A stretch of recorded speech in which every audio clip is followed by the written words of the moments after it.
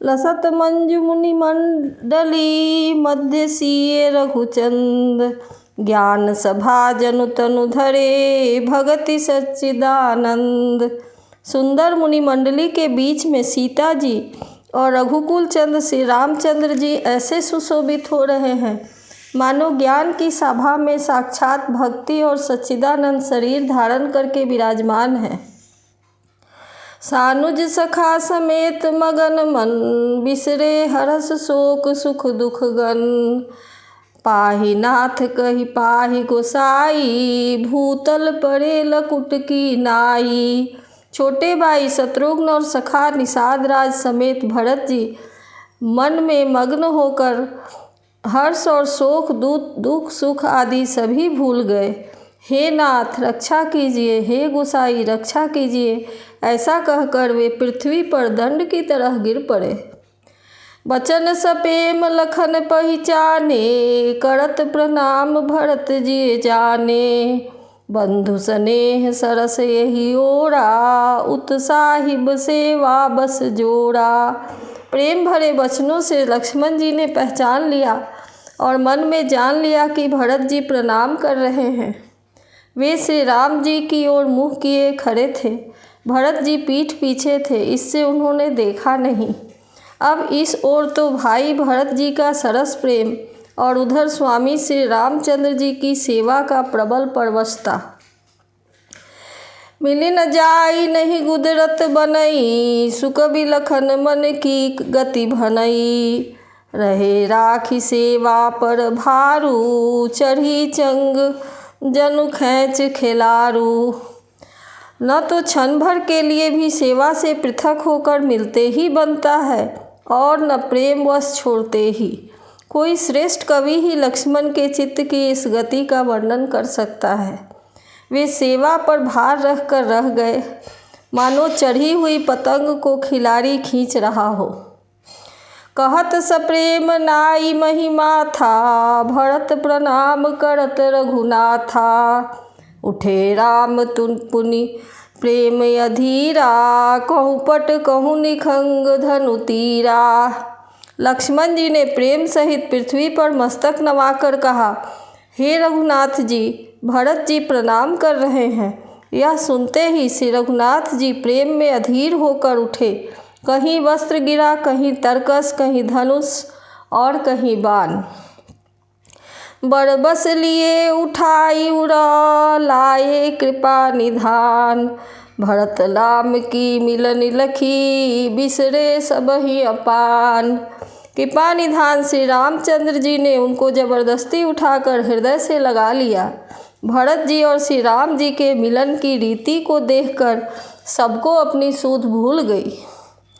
मिलन प्रीति की मिजाई बखानी कवि कुल अगम करम मन बानी। परम प्रेम पूरन दो भाई मन बुद्धि चित यह मिति बिसराई। मिलन की प्रीति कैसे बखानी जाए, वह तो कवि कुल के लिए कर्म मन बानी तीनों से अगम है।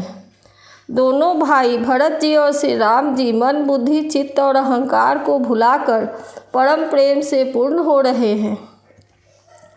कहु सुप्रेम प्रकट को करई केहि छाया कभी मति अनुसरई। कभी ही अर्थ आखर बल साचा अनुहरि ताल गति ही नटु नाचा। कहिए उस श्रेष्ठ प्रेम को कौन प्रकट करे, कवि की बुद्धि किसकी छाया का अनुसरण करे। कवि को तो अक्षर और अर्थ ही सच्चा बल है, नट ताल की गति के अनुसार ही चलता है। अगम स्नेह भरत रघुबर को जह न जाई मनु विधि हरिहर को। सो मैं कुमति कहो के ही भांति बाज सुराग की गाडर ताती। भरत जी और श्री रघुनाथ जी का प्रेम अगम्य है, जहाँ ब्रह्मा विष्णु और महादेव का भी मन नहीं जा सकता। उस प्रेम को मैं कुबुद्धि किस प्रकार कहूँ। भला गाडर की तात से कहीं सुंदर राग बज सकता है। तालाबों और झीलों में एक तरह की घास होती है, उसे गाडर कहते हैं। मिलन बिलो की भरत रघुबर की सुरगन सभय धधक धक धर की। समुझाए गुरु जर आगे, बरसी प्रसून प्रशंसन लागे। भरत जी और श्री राम जी के बिनने का ढंग देखकर देवता भयभीत हो गए। उनकी धुकधुकी धड़कने लगी। देवगुरु बृहस्पति जी ने समझाया, तब कहीं वे मूर्ख चेते और फूल बरसाकर प्रशंसा करने लगे। मिली सपेम रिपुसूदन ही, केवट भेटे उराम। भूरी भाई भेटे भरत, लक्ष्मण करत प्रणाम। फिर श्री राम जी प्रेम के साथ शत्रुघ्न से मिलकर निषाद राज केवट से मिले। प्रणाम करते हुए लक्ष्मण जी भरत जी बड़े ही प्रेम से मिले। भेटे लखन ललकी लघु भाई, बहुरी निषाद लीन उड़लाई। पुनि मुनि गण दुहु भाईन बंदे, अभिमत आशीष पाई आनंदे। तब लक्ष्मण जी बड़ी उमंग के साथ छोटे भाई शत्रुघ्न से मिले। फिर उन्होंने निषाद राज को हृदय से लगा लिया। फिर भरत शत्रुघ्न दोनों भाइयों ने मुनियों को प्रणाम किया और इच्छित आशीर्वाद पाकर वे आनंदित हुए। सानुज भरत उमगी अनुरागा, धरि सिर सिए पद पद्म परागा। पुनि पुनि करत प्रणाम उठाए, सिर कर कमल परसि बैठाए। छोटे भाई शत्रुघ्न सहित भरत जी प्रेम में उमंग कर सीता जी के चरण कमलों की रज सिर पर धारण कर बार बार प्रणाम करने लगे। सीता जी ने उन्हें उठाकर उनकी सिर को अपने कर कमल से स्पर्श कर उन दोनों को बैठाया। सिए शीस दीन मन माही, मगन स्नेह देह सुधि नाही। सब विधि सानुकूल लखी सीता, भेनि सोच उड़ अपडर बीता। सीता जी ने मन ही मन आशीर्वाद दिया, क्योंकि वे स्नेह में मग्न हैं, उन्हें देह की सुध बुध नहीं है। सीता जी को सब प्रकार से अपने अनुकूल देखकर भरत जी सोच रहित हो गए और उनके हृदय का कल्पित भय जाता रहा। को किछु कहई न को किछु पूछा, प्रेम भरा मन निज गति छूछा। तेहि अवसर केवट धीरज धरी, जोड़ी पानी बिनवत प्रणाम करी। उस समय न तो कोई कुछ कहता है न कोई कुछ पूछता है, मन प्रेम से परिपूर्ण है।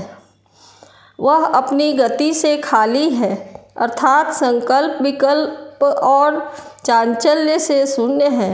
उस अवसर पर केवट धीरज धरकर और हाथ जोड़कर प्रणाम करके विनती करने लगा।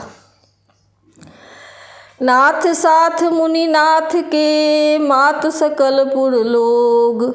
सेवक सेनप सचिव सब, आए बिकल वियोग। हे नाथ, मुनिनाथ वशिष्ठ जी के साथ सब माताएं, नगरवासी, सेवक, सेनापति, मंत्री सब आपके वियोग से व्याकुल होकर आए हैं। सील सिंधु सुनि गुर आगमनु, सिए समीप राखे रिपुसु दवनु। चले सबेग राम तेहि काला, धीर धर्म धुर दीन दयाला। गुरु का आगमन सुनकर सील के समुद्र श्री रामचंद्र जी ने सीता जी के पास शत्रुघ्न को रख दिया और वे परम धीर धर्म धुरंधर दीन दयालु श्री रामचंद्र जी उसी समय वेग के साथ चल पड़े। गुरहि देखि सानुज अनुरागे, दंड प्रणाम करन प्रभु लागे। मुनि बर धाई लिए उरलाई, प्रेम उमगी भेटे दो भाई। गुरु जी के दर्शन करके लक्ष्मण जी सहित प्रभु श्री रामचंद्र जी प्रेम में भर गए और दंडवत प्रणाम करने लगे। मुनि श्रेष्ठ वशिष्ठ जी ने दौड़कर उन्हें हृदय से लगा लिया और प्रेम में उमंग कर दोनों भाइयों से मिले। प्रेम पुलकी केवट कही नामू, किन्ह दूरी ते दंड प्रणामू। राम सखा ऋषि बर बस भेटा, जनुमहि लुटत स्नेह समेटा। फिर प्रेम से पुलकित होकर केवट ने अपना नाम लेकर दूर से ही वशिष्ठ जी को दंडवत प्रणाम किया। ऋषि वशिष्ठ ने राम सखा जानकर उसको जबरदस्ती हृदय से लगा लिया, मानो जमीन पर लौटते हुए प्रेम को समेट लिया हो। रघुपति भगति सुमंगल मूला, नभ सराहि सुर बरसहि फूला। एहि सम निपट नीच को नाही, जर वशिष्ठ सम को जग माही। श्री रघुनाथ जी की भक्ति सुंदर मंगलों का मूल है। इस प्रकार कहकर सराहना करते हुए देवता आकाश से फूल बरसाने लगे और वे कहने लगे, जगत में इसके समान सर्वथा नीच कोई नहीं और वशिष्ठ जी के समान बड़ा कौन है।